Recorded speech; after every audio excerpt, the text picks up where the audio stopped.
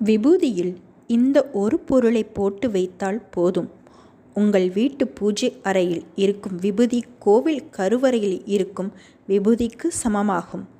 ஒவ்வொரு வீட்டு பூஜை அறையும் கோவில் கருவறைக்கு சமமானதுதான்.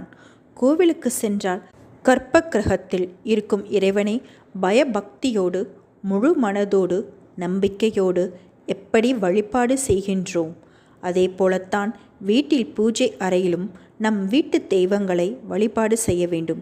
பூஜை அறையில் நாம் வைத்திருக்கக்கூடிய விபூதி, குங்குமம், மஞ்சள், சந்தனம் இப்படிப்பட்ட பொருட்களில் எல்லாம் இறைசக்தி நிரம்பி இருக்க, அந்த பொருட்களில் வேறு எந்தெந்த பொருட்களை கலந்து வைக்க வேண்டும் என்பதை பற்றி தான் இப்பதிவில் பார்க்க போகிறோம்.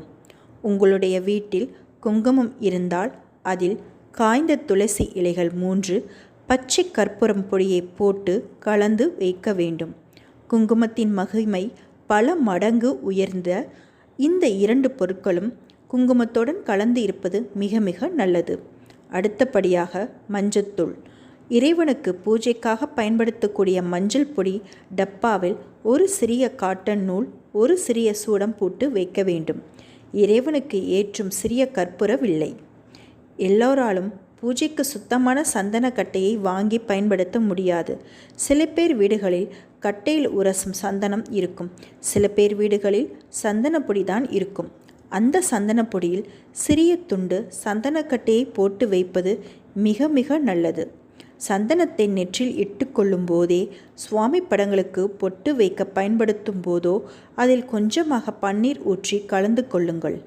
மீதம் இருக்கும் சந்தனத்தை அப்படியே உங்கள் வீட்டு பூஜை அறையில் வையுங்கள். பன்னீர் கலந்த சந்தனத்தில் இருந்த வெளிவரக்கூடிய வாசம் உங்கள் வீட்டு பூஜை அறையை கோவில் போல வைத்திருக்கும். அடுத்தபடியாக விபூதி. நெற்றியில் விபூதி பூசாமல் வீட்டில் இருந்து வெளியே செல்லும் பழக்கத்தை நிறுத்தி கொள்ளுங்கள். குழந்தைகளாக இருக்கட்டும், பெரியவர்களாக இருக்கட்டும், விபூதியை தினந்தோறும் நெற்றியில் இட்டு வரும் பழக்கத்தை கொண்டு வர வேண்டும். இந்த விபூதியில் ஒரு ருத்ராட்சம் போட்டு வைக்க வேண்டும். சிவன் கோவிலில் இருந்து வாங்கப்பட்ட ருத்ராட்சத்தை போட்டு வையுங்கள். விபூதியில் இருக்கக்கூடிய சக்தியே பல மடங்கு பெரியது. அந்த விபூதியில் ருத்ராட்சத்தை போட்டு வைக்கும்போது உங்கள் வீட்டில் இருக்கும் விபூதி இறைசக்தி நிறைந்த விபூதியாக இருக்கும்.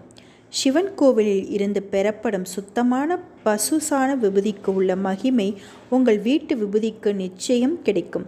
திடீரென்று குழந்தைகள் பயந்து அலறி அழும்போது, தீராத நோயால் அவதிப்படுபவர்களுக்கு நெற்றியில் பூசப்படும் இந்த விபூதி மருந்தாகவும் இருக்கும்.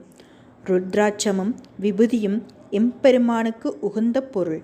இந்த 2 பொருட்களையும் ஒன்றாக சேர்ந்து பூஜை அறையில் வைத்தால் நிச்சயமாக அந்த பிரசாதம் கோவில் கருவறைக்கு சமமானதுதான்.